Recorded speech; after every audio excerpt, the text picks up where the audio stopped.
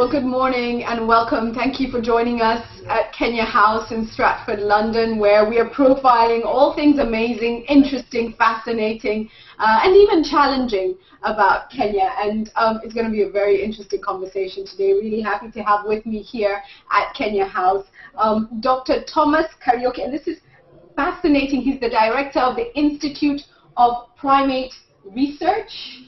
Yes. Wow. Yeah. Wow. Okay. That Of the National Museum. Of the National Museums of Kenya, and we go straight to our team in Nairobi with that. We're so happy to be joined in Nairobi by Dr. Cradle, who is the Director General of the National Museums of Kenya. Right next to him is Dr. Emma Mbua, and Daktari is actually a paleontologist. She's the head of Earth Sciences at the National Museums of Kenya, and also with them coming to us from Nairobi is Dr. Tom Kariuki, who is a director with the National Museums as well. Welcome. And we have, I see, some guests in Studio B. Would you please introduce yourself to us?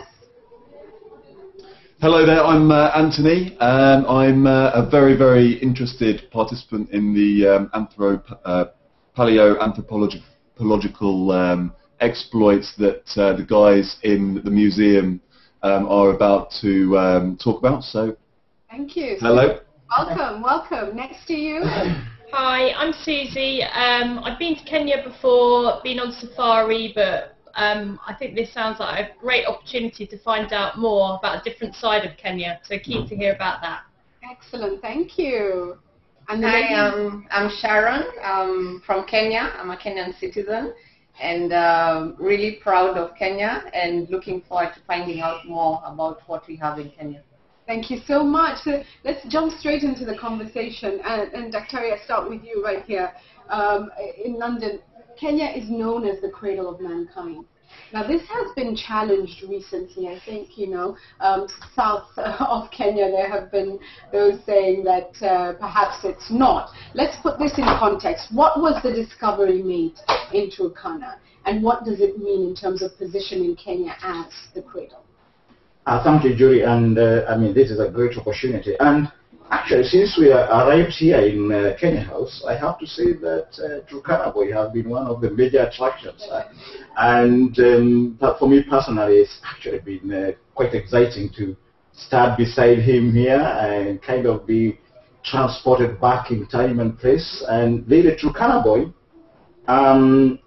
the guys from the National Museums of Kenya, my colleagues, have a lot of details about the Turkana Boy. But what we're saying is that he is probably the most important fossil of our time in terms of presenting human origins, in terms of the significance of Turkana. Let's remind people when he was discovered, who discovered him, and just to let you all know that Turkana Boy is here on display at Kenya House, and once you walk into Kenya House, he's like in the main display as you start.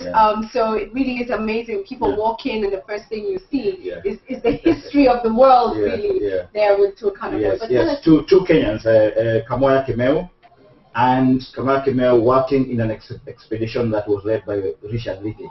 I mean, everybody of my colleagues in the museum, when you mention those two names, then they get excited about Kamoya Kimeu and Richard Leakey, 1984 in Turkana. 1984. And let me come to National Museums of Kenya right now with this. You allowed us to display what really is an amazing heritage here. What's the message you are therefore sending to the world? Because this is a huge investment of your time and effort doing this. Let me start with you, Dr. Cradle, please.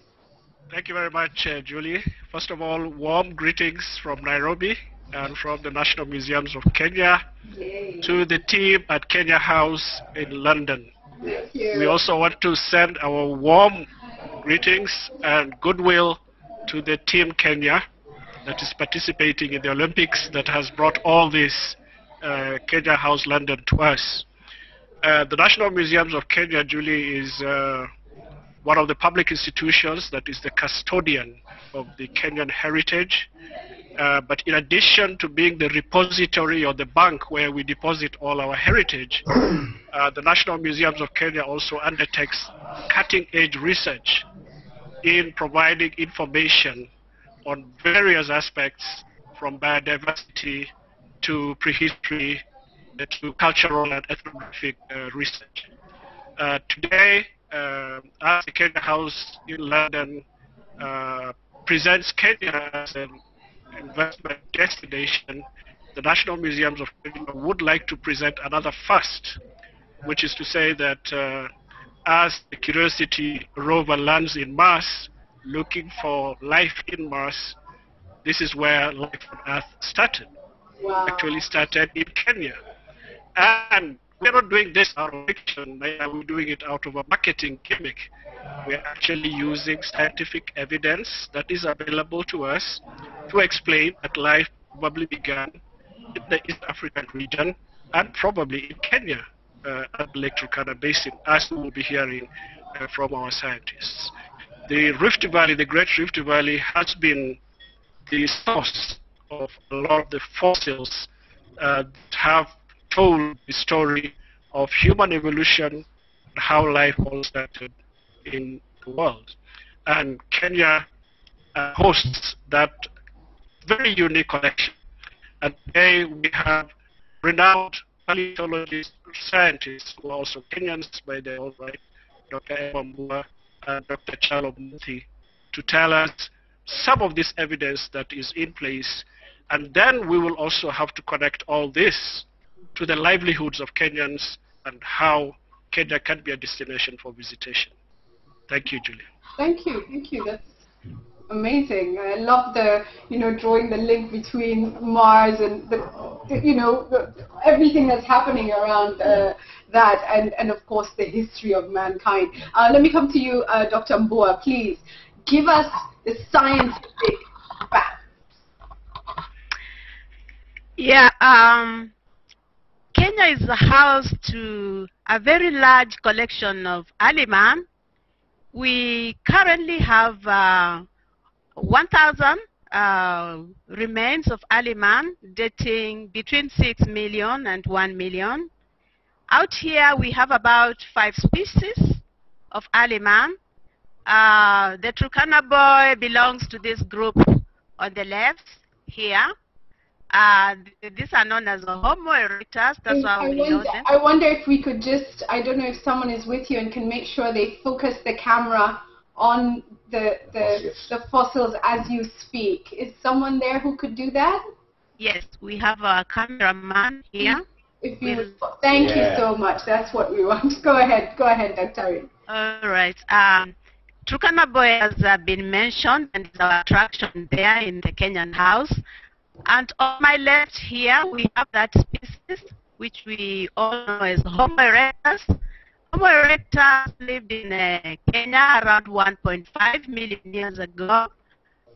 Their body physiques were just like what we have in modern humans today. Looking at the Turkana boy in the house there, you can see his limbs. They are very close to what we have. So Homo erectus at 1.5 closely resembles us as Homo sapiens today.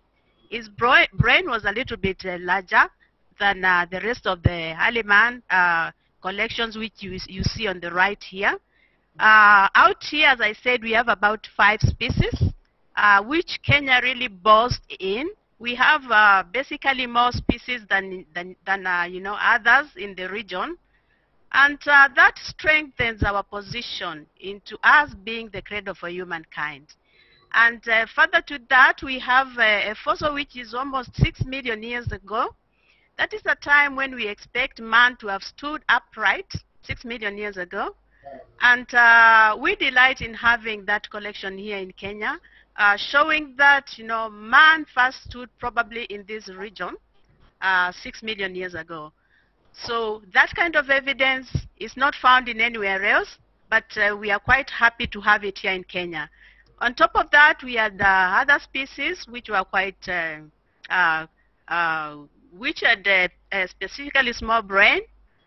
Our line, as the humans, we have large brains. Probably that is what really made us succeed in life.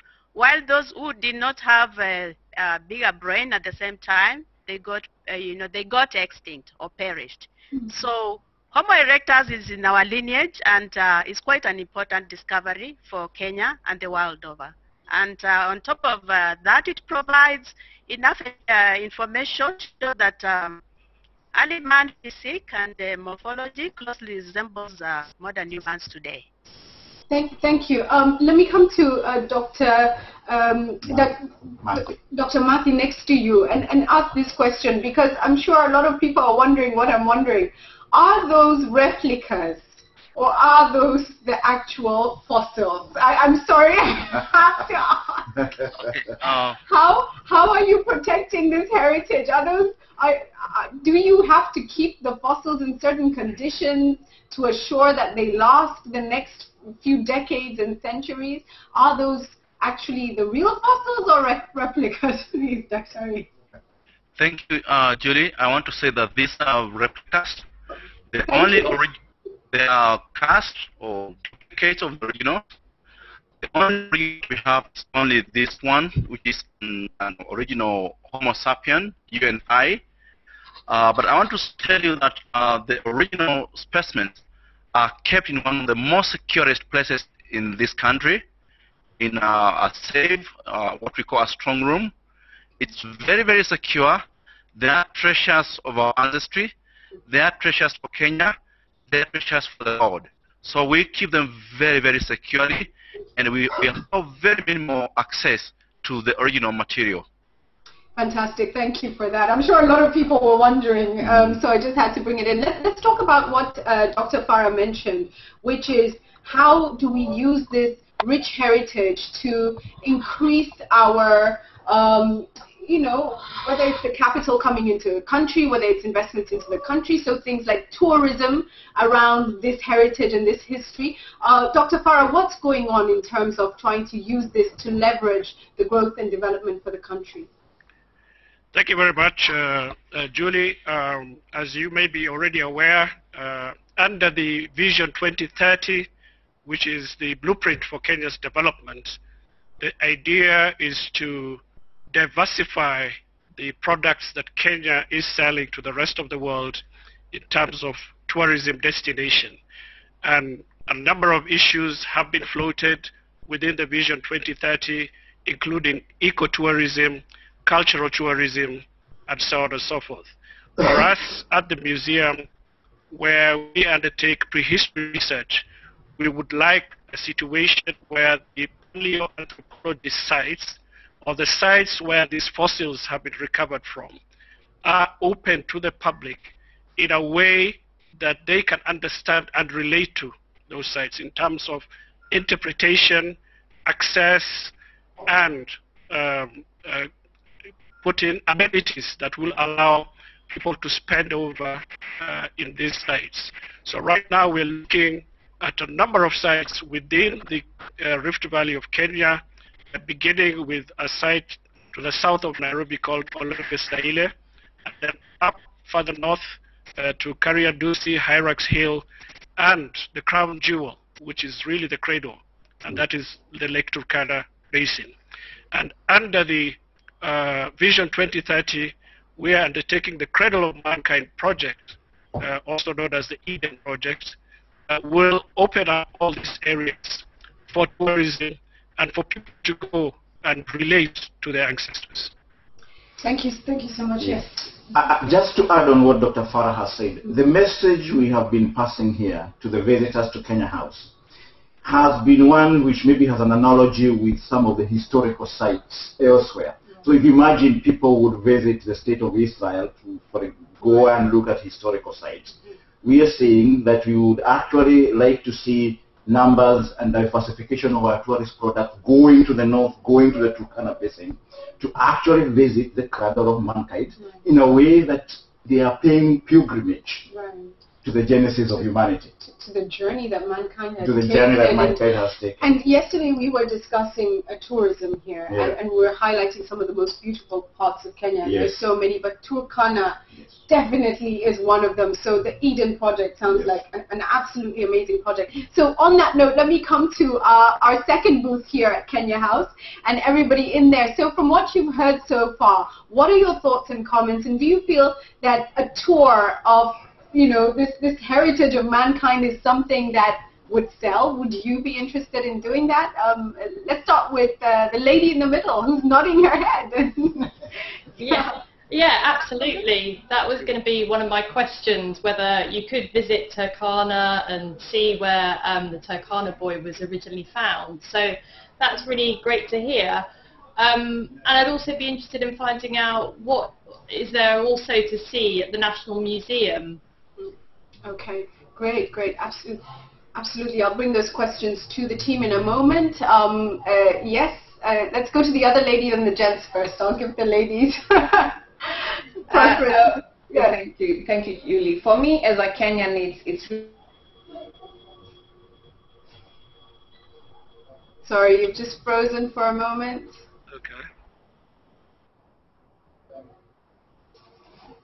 Okay, I think we'll definitely come back. We'll come back to them in just a moment once it unfreezes. But you know, that question was very important. What else is there to see at the National Museums of Kenya? And I'll go back to Nairobi for that, because there is quite a bit to see. I also would like to know, when exactly is it possible, even right now, to actually tour, you know, the site where the Turkana boy was found, or is that something that is a work in progress? So if you could answer both those questions for us, Dr. Edel, or your team. Yeah, Julie, the site where the Turkana boy is not accessible at the moment, but other than to researchers themselves, it's work in progress that we're trying to make to ensure that these places are accessible, both online as well as physically accessible. But give us a timeline. For anyone who's interested, do you have a timeline on that? 6 months, 8 months, a year? It's a 3-year project, actually, because it requires very heavy infrastructure in terms of roads, airports, rail, and so on, because this is really 3 days drive by a 4-wheel drive from Nairobi. You can imagine it will take us a bit of time to get all the infrastructure in place. But we have a lot to offer. I mean, we have 24 museums across the country that are accessible to the public every day of the year, including Christmas. They're open from 9 a.m. to 6 p.m. every day. We also, within the Nairobi National Museums, have the fossils that we've talked about, the biodiversity of Kenya, we have the cultural diversity of Kenya, we have the history of Kenya, all displayed in different museums. A number of the outside museums concentrate either on the scientific aspects or on the cultural aspects, depending on which museum you visit. All the major towns in Kenya have a museum that you could actually visit. But in addition to that, the museum takes care of 6 World Heritage Sites in this country that are listed on the UNESCO World Heritage List as outstanding sites of universal value that could be visited by anybody across the world. I think those are very, very critical and important heritage that we're keeping for the Kenyan people and for the world at large. Okay. Thank you for that. We're back with our other booth. Sorry about that. There was a bit of a freeze. You were asking a question. Please go ahead.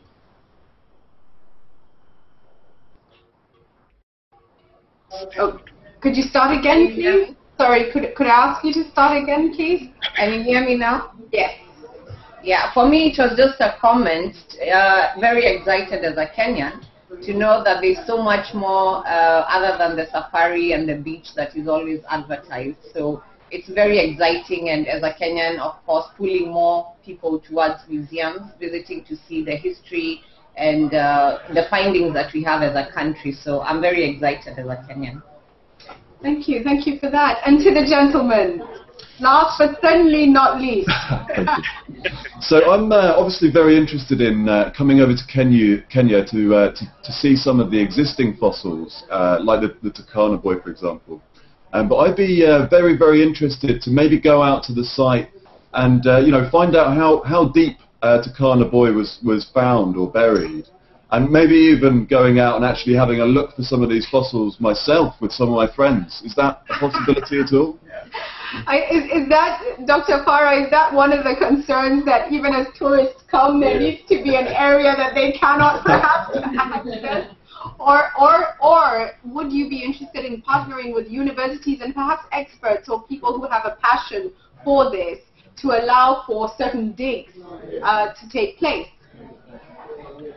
The possibilities are in fact, and that's what we are currently working on. But there are already sites that are available, that are accessible, including, as I talked about, Olegesaile, Hyrax Hill, and Karindusi.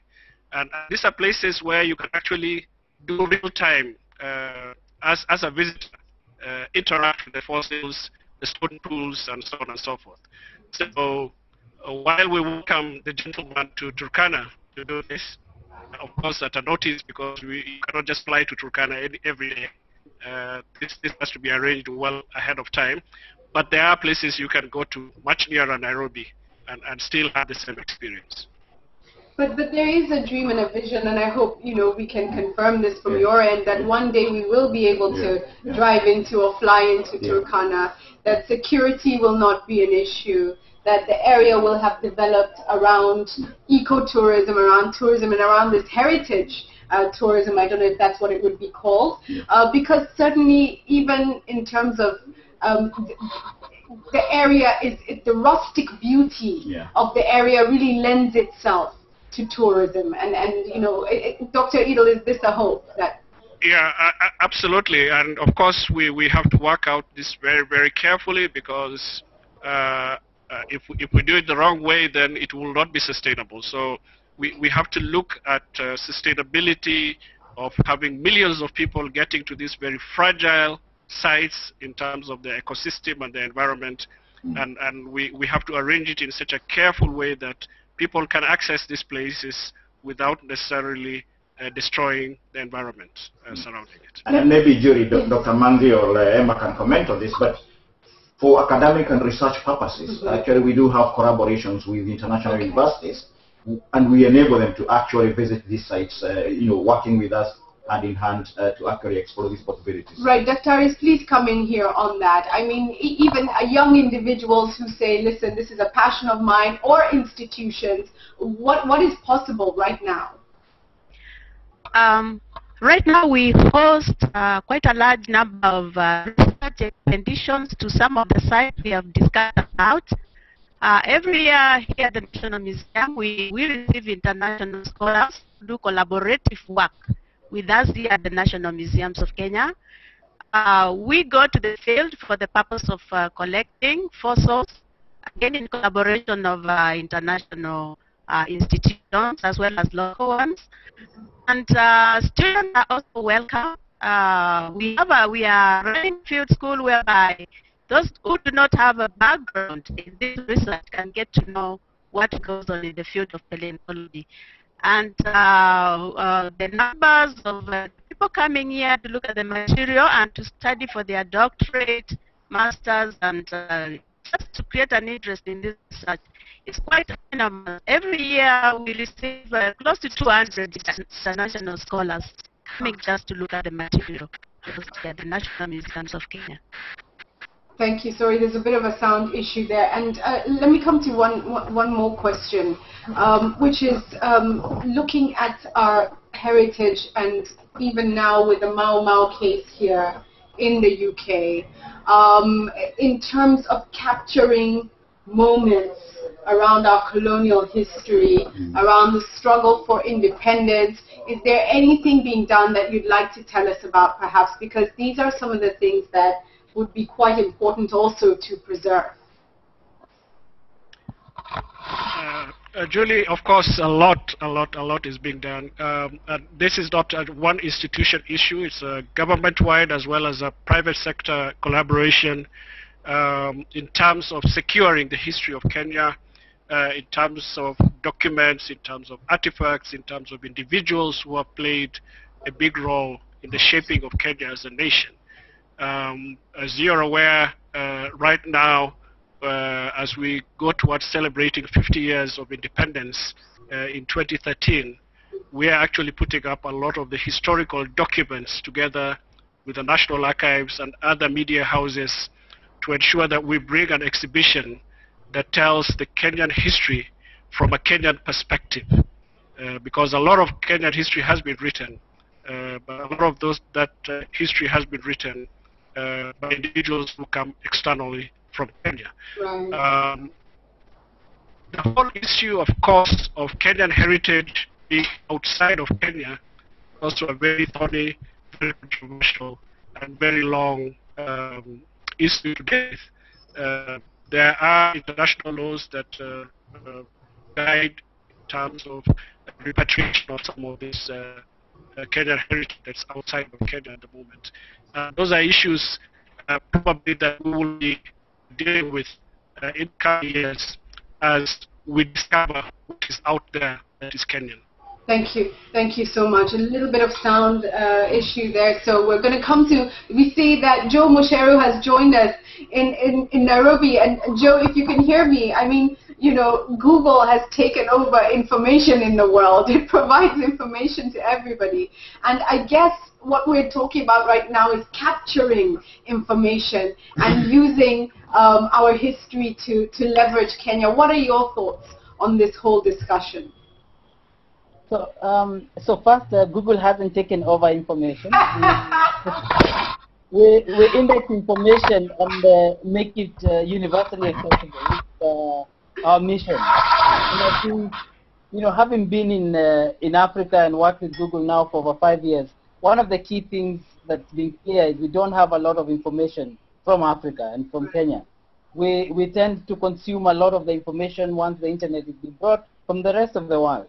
And so part of the challenge that we have even as Google is to see how much more information can we actually get online from the various information owners in the country.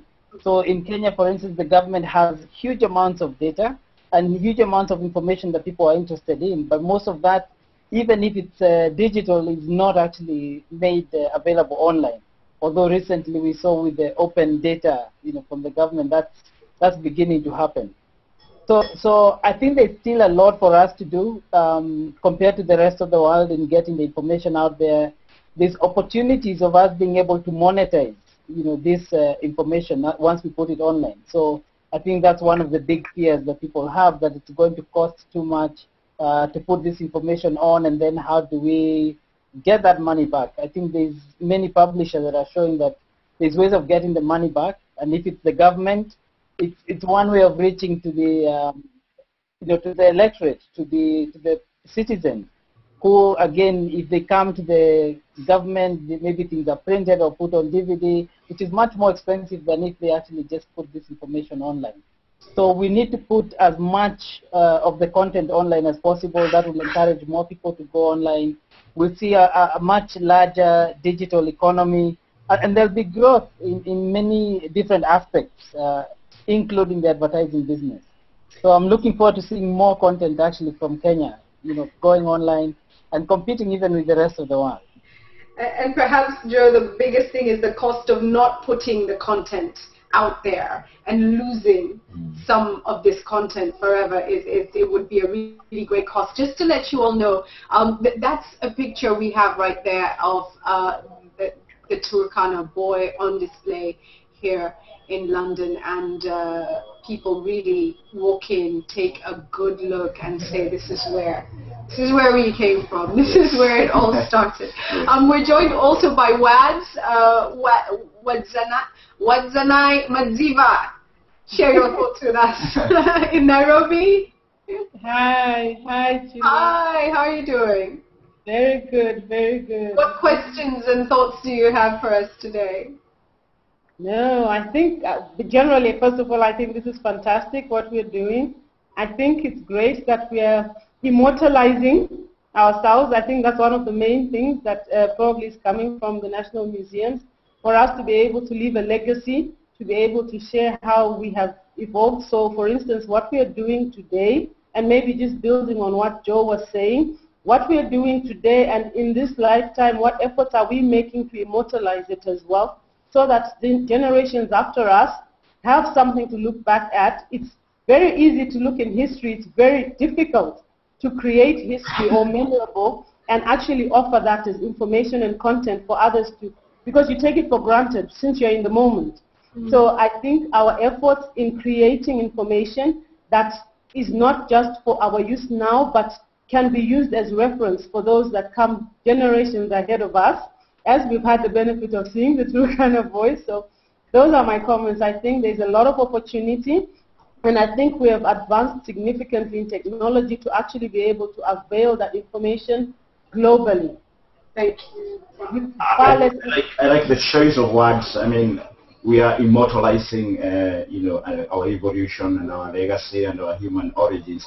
And in a way, it was predicted by Charles Darwin, who is, of course, the British scientist who is regarded as the father of evolution and who can actually work out the theories of human origins. He actually predicted that the story would begin in Africa. Even at the time when he was doing this in the 1800s, there was not a single human fossil that was available. And yet he predicted and told his colleagues, if you want evidence for human origins, go to Africa. Or they disregarded him a bit and went to Asia. But eventually the scientists, including now those from the National Museums of Kenya, my colleagues, have actually proven over and over and over again that really this is the cradle of mankind.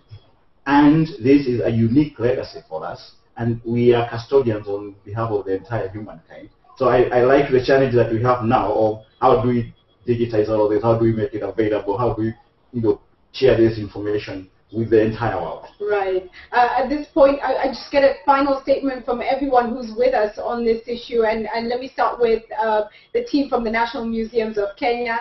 Daktari, let me begin with you, and then Dr. Farah, and then we'll go to the people who've joined us from various different places, and we'll finish with Dr. Karaoke here. Please go ahead from Nairobi. Thank you very much. I think I just want to tell everybody who is participating in this hangout that you are welcome back home, wherever you are, whether you're Japanese, whether you're American. This is where we were all born. Welcome. Thank you. Yeah, it's my pleasure once again to reiterate that Kenya is the cradle for humankind. And I would like to also reiterate the invitation to all humanity to visit Kenya, because this is where it all began. Thank you. Thank you. I would like to say that this is where we all began. We moved from Africa and Kenya around 1.8 million years ago, but humanity began in Africa. It began in Kenya. So welcome back home. Thank you very much. Asante sana. Thank you so much. Let me come to you, Joe. Yeah. So I think for me, the excitement is that, first of all, we are having a hangout with the National Museums of Kenya. I think that's a massive step forward. We found, for instance, the Cradle of Mankind. I'm not sure whether you covered this or not. Right now, if you go online, most of that is South Africa. And I think we need to take steps to correct some of those either truths or untruths to make sure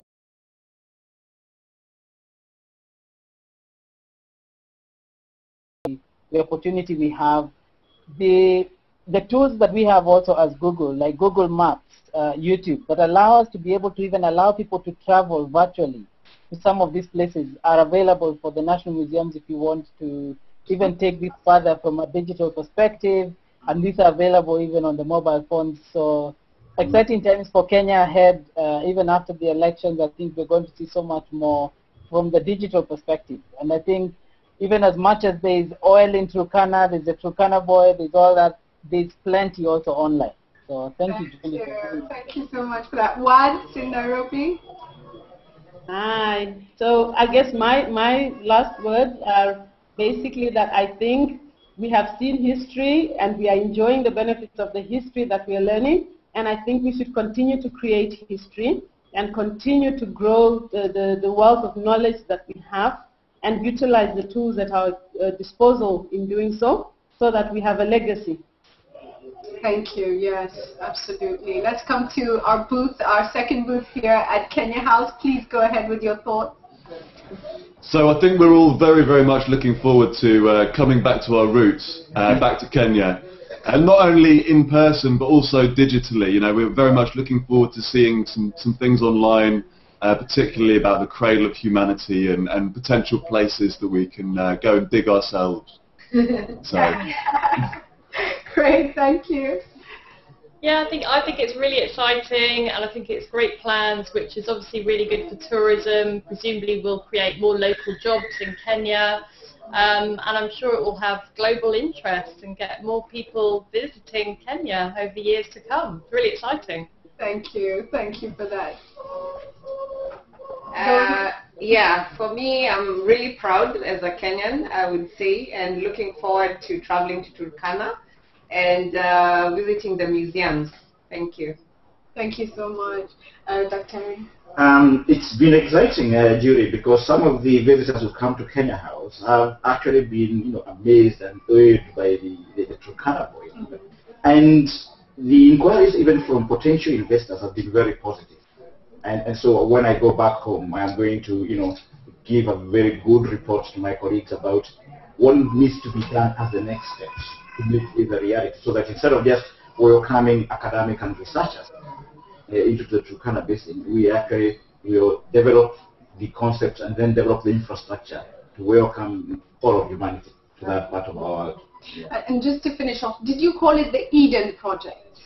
The Eden Project. What a name. Yeah. And you can just imagine what a project like this would be. Yeah. And, just to say, the last time I was in Turkana, where, it was very dry and, of course, there was food scarcity, as we drove through the very rough but beautiful terrain, I looked around and thought to myself, what an amazing place. And I can't wait for the day that people can come here to celebrate the cultural diversity and richness that is here. Yeah. The beautiful lake, but Turkana is a big area, even where the lake isn't, where it doesn't exist, in the other parts of Turkana, absolutely beautiful, but also imagine the richness of that whole concept of the Eden Project. So we wish you, as the National Museums, all the best. We are looking to you to execute this for us. And as we've also mentioned here, the issue of content and putting this information online, keeping it alive is so critical. So thank you all for joining the conversation. Hats off to you all. Appreciate it. Have a wonderful day, guys. Thank you. Thank you. Bye. Bye. Bye.